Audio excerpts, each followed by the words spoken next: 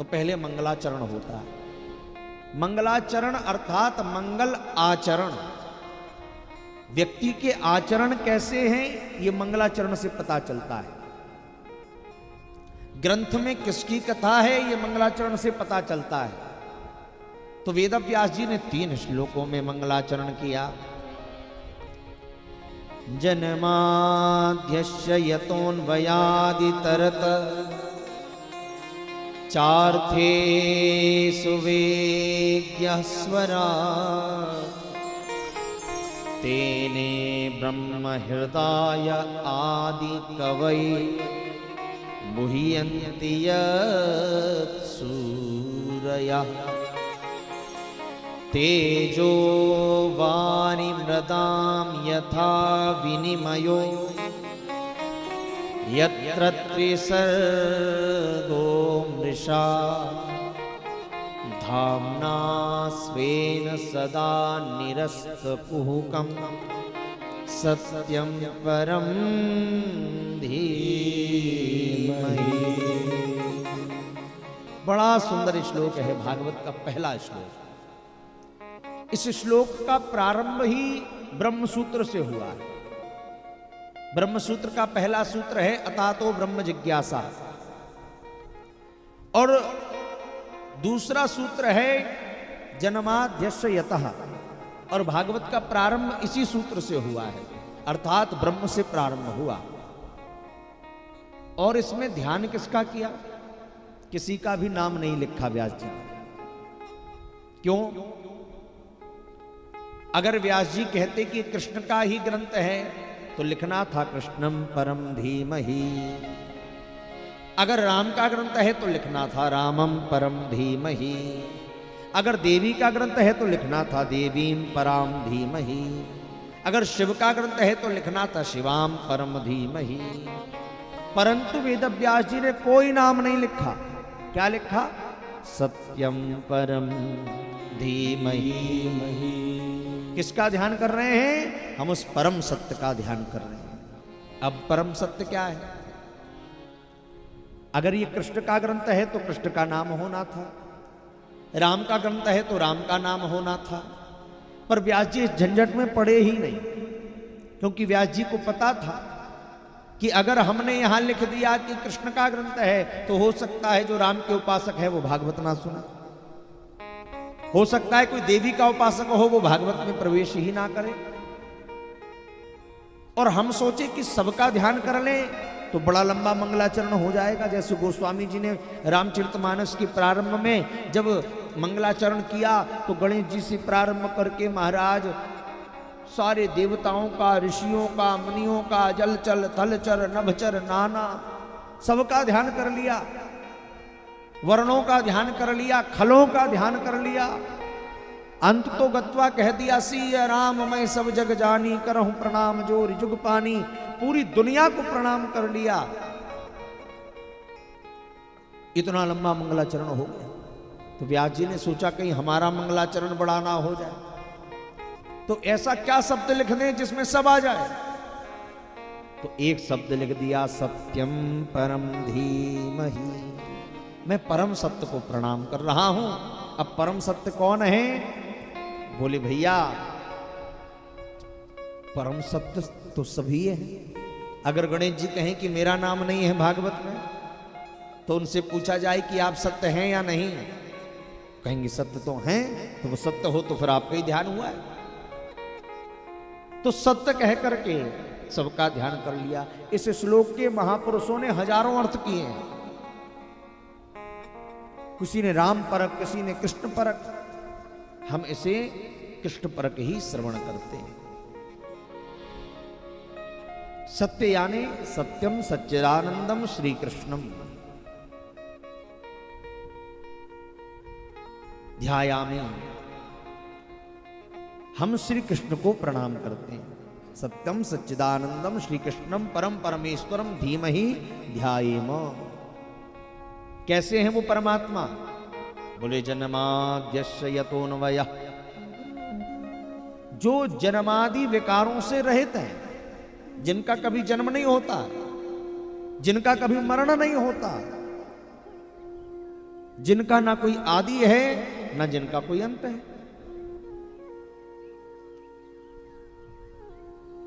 जो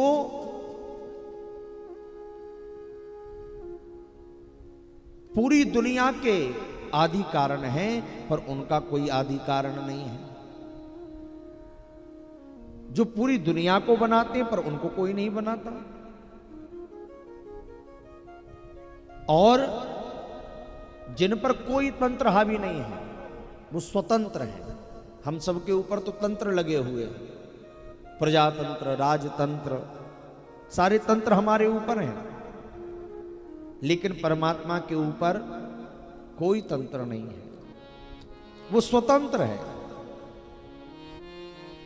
वो जो चाहे सो कर सकता है, वो चाहे तो दिन करे, वो चाहे तो रात करे, वो चाहे तो महाराज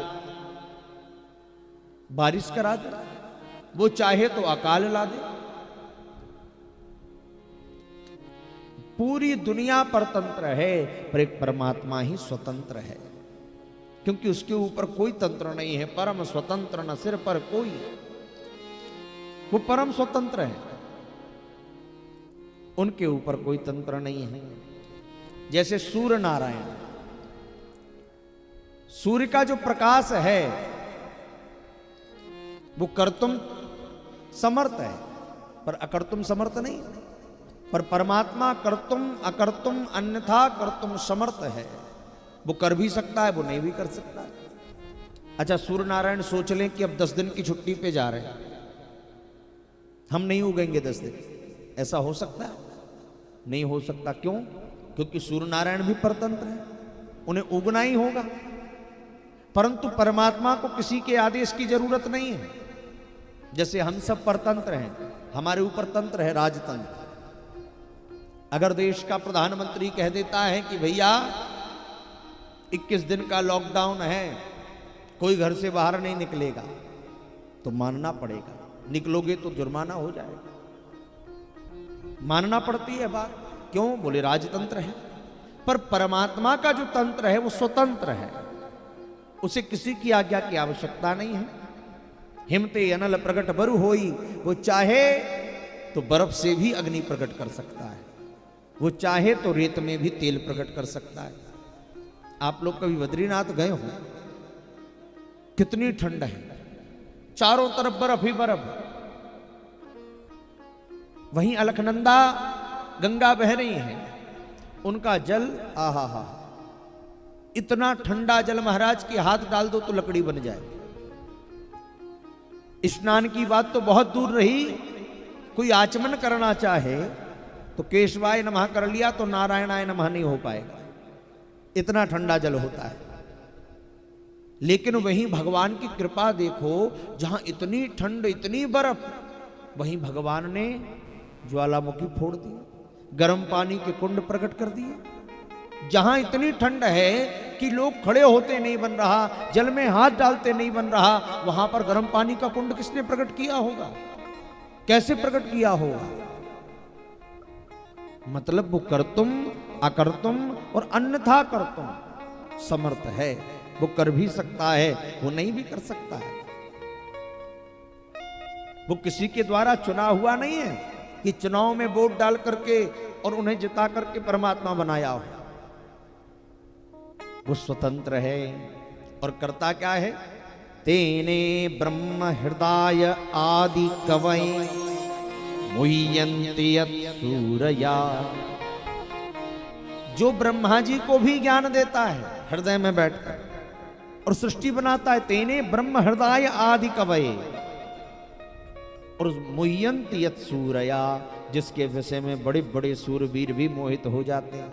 वो कौन है, कहां से है, कितना है, कहां तक है, कोई उसे जान नहीं पाता।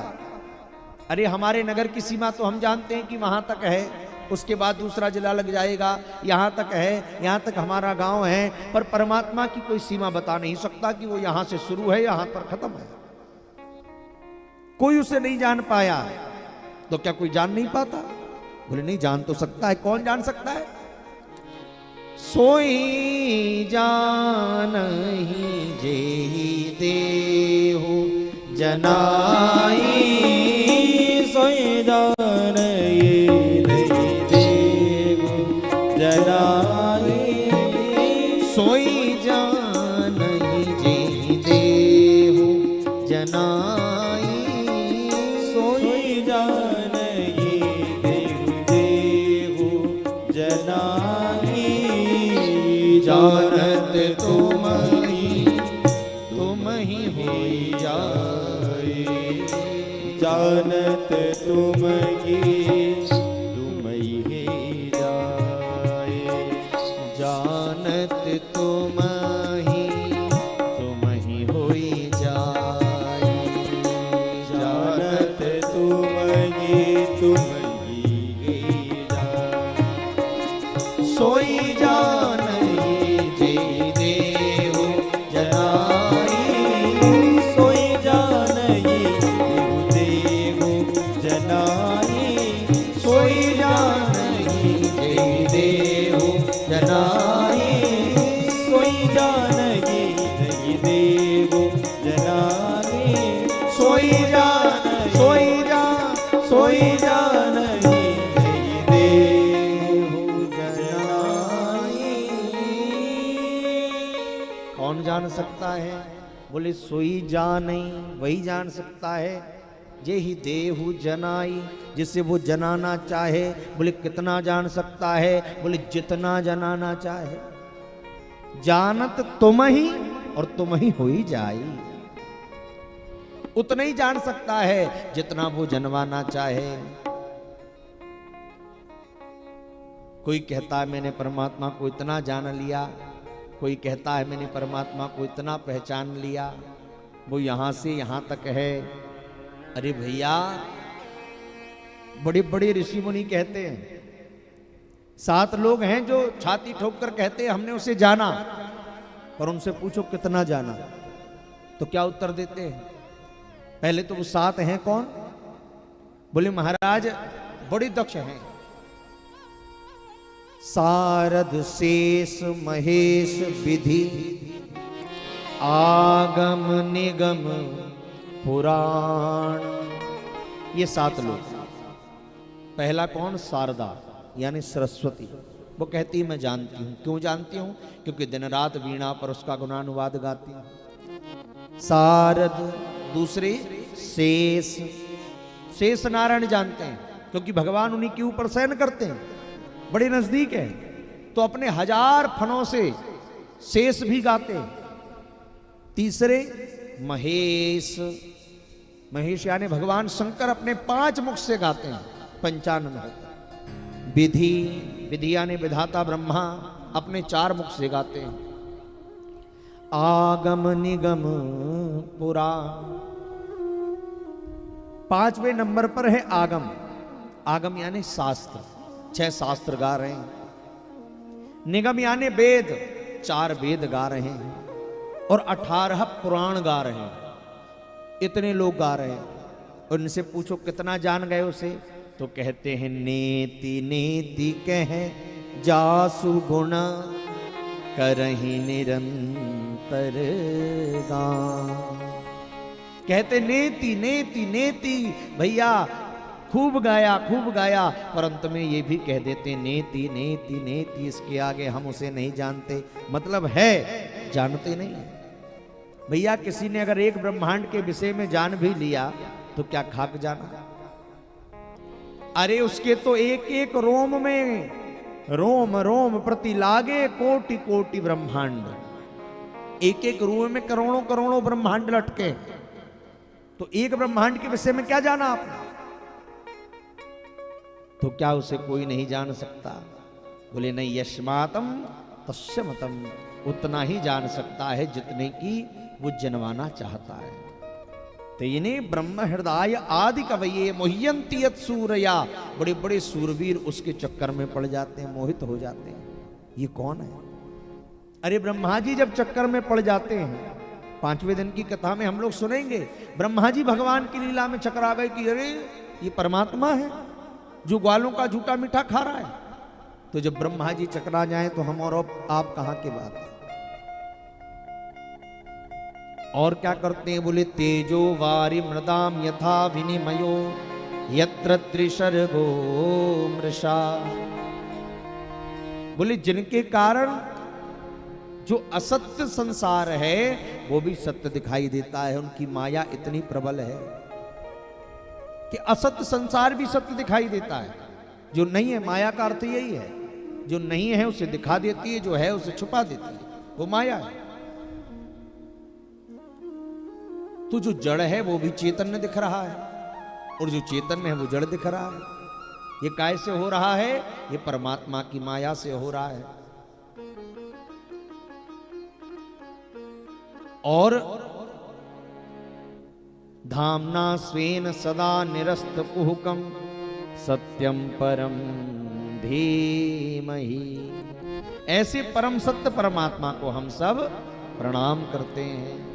ये तो पहला श्लोक हो गया। अब दूसरा श्लोक बड़ा ही सुंदर श्री वेद व्यास जी